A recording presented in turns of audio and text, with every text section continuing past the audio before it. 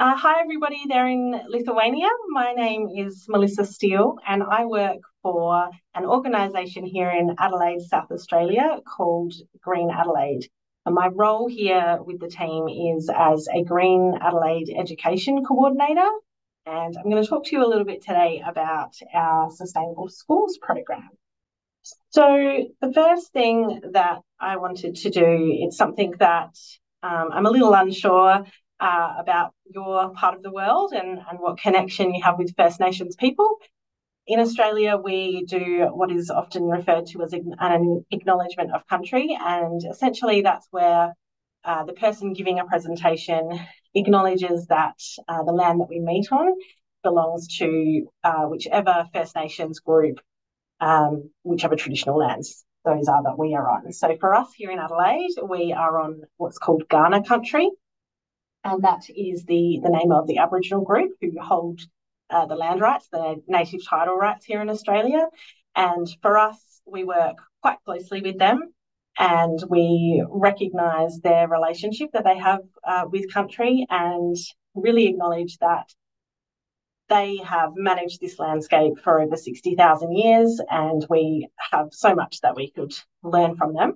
But also, in learning from them, we have that opportunity to be able to share that collective wisdom that we all have in order to create a better environment and to help connect us and unite us as a community. So just by way of a bit of geographical context of where we are in the world, for those who may not be familiar, hopefully you're aware of where Australia is as the continent. But our little part of the world up there on the screen you can see is called South Australia. So outlined by the red there. So we're down the bottom in the southern part of the country, and we are the fourth largest of the Australian states and territories by area. However, our little part of the world is the second smallest by population. So whilst our state looks quite big in that image there, the bulk of our population actually lives in the capital city, which is Adelaide. And our climate is very Mediterranean in our southern part of our state, but most of our state is actually arid to semi-arid. And so for us, water and water conservation is actually quite a unique and a large part of importance of what we do. And one of the things that makes South Australia unique, for those who may know a little bit about Australian history, South Australia is actually the only place in Australia that was freely settled. So we are not a convict settlement, unlike much of the rest of the country, and we like to have bragging rights about that. And this is a picture of our CBD with our main river that runs through that, the River Torrens. That was just a little bit of the context. Green Adelaide, our organisation, there is a map that outlines, I guess, our part of the city, or what our Green Adelaide organisation, the region that we work in. So Adelaide itself, I mentioned we're the second smallest city. So within that Green Adelaide boundary, we are a population of 1.23 million. So not overly large when compared to a lot of European cities. And we are a statutory organisation, and we were created under a legislation change that happened here through our government. And our focus really is on working within that metropolitan area and what we call councils, or our local government sector throughout that particular region. And I guess I don't probably need to explain why we do some of the work we do, but a couple of key things to address is that we in our state, as in many parts of the world, have experienced a lot of biodiversity loss. We're having a drying climate. We're already in, the phrase is often used, the driest state in the driest continent of the world. So a drying climate has huge impacts for us. We have warmer days, we have more extreme heat, we have longer heat waves, and we have less reliable or more intense rainfall. We are seeing loss of some of our sensitive species, and then we're exposed to storm surges and rising sea levels. We also have an overall tree canopy in our Green Adelaide region of less than 24%. And that all has an impact on some of these wonderful plants and animals that you can see here that call our Green Adelaide region home. So the vision of Green Adelaide is to create a cooler, greener, wilder and climate resilient Adelaide that celebrates the unique culture that we have here. And our key in achieving this is through our partnership approach. So really connecting with people and programs and policies that can help us further the health of our urban spaces. We are looking at a range of new initiatives and projects, and really key to that is co-designing them with our partners from a range of really diverse and different sectors. So across all levels of government, through private enterprise and industry, community groups, as well as key individuals. Our work is guided by 7 priorities that are designed to improve our urban environment. And these include coastal management, water resources and wetlands, green streets and flourishing parklands, biodiversity and water-sensitive urban design, controlling pest plants and animals, fauna, flora and ecosystem health, and nature education. So each of these priorities is interconnected. We don't see them as standalone. We recognise that there is a relationship between all of these things, between our land, our water and sea, plants and animals, and of course with people. And that's really kind of at the heart of what we do. The work of the Green Adelaide education team, the one that I sit within, is really focused around this goal of nature education and looking to inspire communities to value, connect with and care for the nature that is around us. So what does it look like? So for us, in our role, we run a program called Sustainable Schools, and that is where we support schools, preschools. So in Australia, we operate through birth right through to year 12 is the final year of their secondary schooling. We work a little bit into the university sector and with local communities as well. And what we're really aiming to do is develop the values, skills and knowledge to take action towards sustainability. A really key thing for us is that there actually is no right or wrong way to go about sustainability, and we really let the school and that local community set the agenda. And we see ourselves then as the facilitators of that and enabling them and helping them to achieve whatever it is they set out to do.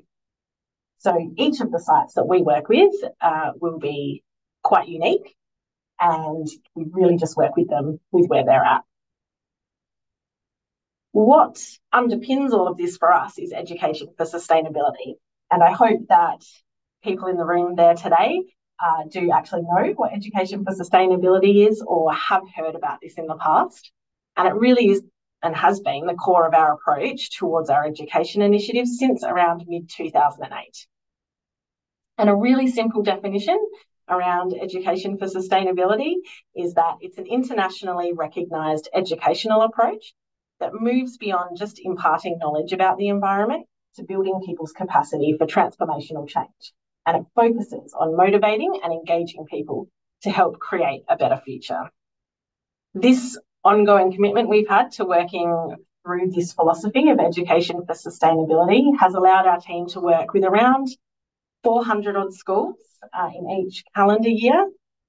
And our model is quite highly successful because of that empowering role of us empowering the school and the community of students and teachers and the families who are present to really actively embrace that shift in thinking through collaborative hands-on action and undertaking learning that's linked to the curriculum and also out into the wider community. Part of the work that we do is what also sits alongside that philosophy of education for sustainability is a series of what we call core indicators.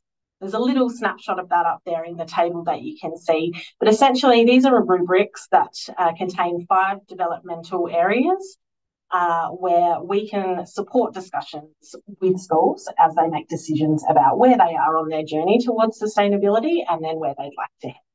And if you are interested in learning more about our core indicators and the structure of those, we do have them freely available online to download, and I will tell you where to access those a little bit after. So briefly, I wanted to touch on why we approach things the way that we do. And we use this iceberg analogy, which you may or may not have seen before in other examples. And for us, really what this demonstrates or what it is showing is that when, or through our work, often when we work with a site, they might come to us wanting to do something really simple like build a frog pond. And sure, we can help them with that. We can go in and we can help them achieve that single project where they'll learn some skills and knowledge and they'll get that project off the top, or off the ground rather. However, what we know through the work that we have done over all these years of working with our sites is that what works best is embedding what we're looking at through sustainability into the school, and that's what leads us to culture change. So in a site that we've been actively working with for a while, what we would expect to see is, or what others would see, is that tip of the iceberg. So they might see the frog pond, and that's the visual, and that's what everyone gets. But what they don't necessarily see is the work that's under the surface there, so the bottom of that iceberg, which is where the school has really challenged their culture. They've looked at their curriculum and their learning, their understanding, their management practices, how they can branch out into the community. And all of those things are actually what make that project that you see on the top really sustainable for the longer term, and has what has ultimately led to that being a success. So another tool that we have that we use to support our sites, we call it a school environmental management plan. And this is an example page from that document. And really it's a tool for planning, implementing, tracking, reviewing and communicating the sustainability actions that a school has. It's designed as a living document. So all of the information related to the school's sustainability projects and journeys stays in that one space. And we use that, or the school uses that as a guide to keep them on track as they're moving through. So the rest of our approach, I have mentioned, we're looking at challenging the way we think to support schools to recognise that the development of new skills are best learnt from hands-on world experiences. And what we can do through our work is assist them with creating vision statements, with embedding sustainability into their culture, curriculum and practice. We provide links to other schools and preschools, to relevant service providers and partners who can help them with their hands-on learning or any of the projects they might be doing. We can assist sites to become what we call a local showcase for sustainability, where they are doing something so fantastic that the local community can come in and learn, and there's a bit of reciprocal learning that can go on there. We support professional development, training and networking events for school staff and teachers and educators. We also provide access to a whole range of other resources like identification charts for our plants and animals, fact sheets, activities with locally specific information. And we also have a loan library of books, resource kits and various equipment that schools are actually able to borrow from us. So one of a key priority for us is enabling and empowering young people. And we really want to amplify student voice through our support so that young people are really the drivers of change in their schools and within their communities. And we have a few different programs and ways that we do this. One of them is called our Climate Ready Schools program, where schools investigate, or students rather, investigate a local climate change mitigation and adaptation strategy. And they use a problem-based learning approach through student-led co-design to come up with a way of combating a particular issue that they've identified.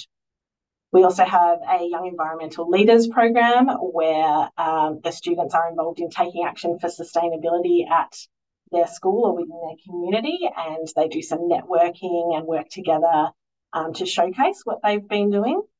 And then we also manage the Youth Environment Council of South Australia, which is a year-long program for young people in years 7 to 11 for them to develop their leadership, team building and public speaking skills.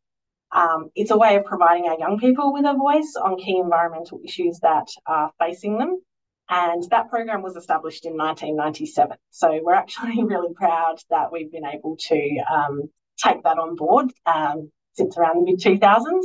And help to continue that tradition and keep giving young people a voice to really take action. I just wanted to finish up with a couple of quick little case studies to show the true impact of the work that we do.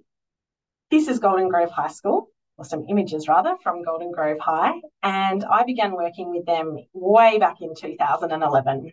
So as a school, they identified that they really wanted to lead the way, not only highlight the importance of being sustainable, but they really wanted to be role models and implement strategies and small actions that can be taken to make a difference. And part of that was really wanting to motivate their entire school community. So a few things that have happened with them that have made it really successful and achievable is that they have what is called an environmental action team, so a working group. That's led by the school sustainability coordinator, but it has representatives from a whole cross-section of the school community. So leadership, students, parents, teaching staff from across the board, and myself, I go out and meet with them as well. And that is what we suggest to schools, to have a working group to help drive to help drive the sustainability journey of the school. They also now have what's called EMU, the Environmental Management Unit, which is a student-led environment group that is really pushing a lot of student-led initiatives in the school. And this site has done so much that I don't have time to describe here all of the many ways that they have been able to implement sustainability at their site. But one of the things I did want to mention is how they've been able to apply sustainability, not just in the management sense. So they do a lot around waste management at their site and revegetation at a nearby park, but they're also able to embed sustainability throughout their classroom learning in a whole range of unique ways. So they had a dance performance, or one of the dance pieces that was done was around climate change. They've done some narrative writing through their English class, where the students had to depict a new society that had to be created because Earth had been destroyed by humans. In science, they looked at homemade weed control methods. How could they make their own sprays to be able to use that weren't harmful for the environment? And then in math, they looked at mapping around how many new tree plantings they could fit in a particular area at their school. So I really like how they have been able to not only focus on the management side of things and the on-ground works, but they really have truly embedded sustainability into everything that they do, and that's really flowing through into their culture. The last case study I just wanted to finish on was another site that our team work with. This is Blair Athol North. It is a primary school, so that's from it's called Foundation here in Australia, to year 6, which is Foundation is usually around 5 years old, the children start. And the main reason I wanted to talk about them is because they have an amazing project where 10 years ago, they identified that they had muddy stormwater that was coming off of their school property. They weren't keen on it, they didn't like it, and they knew they needed to do something about it. They have recently been able to install a rain garden on their site, which is in a couple of those images that you can see on the screen, and that has stopped that muddy stormwater running off of the school property.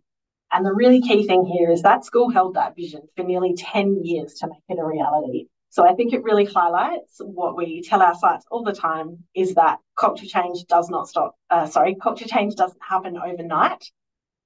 It's something that we continuously work towards, and we continue to strive to get to our end goal. And this school has now gone on to have huge success with embedding a whole heap of other sustainability initiatives within their school. So that was a really fast summary of all of the work that we do here at our Green Adelaide education team with our Sustainable Schools program. We have loads of information available on our website. So I do encourage you to jump onto the website and have a look on there. And if anyone has any questions for me, I'm more than happy to accept any emails. My contact details are also on the website. Thank you so much for having me all the way from Australia, and I hope the rest of your conference goes really well. Thanks very much.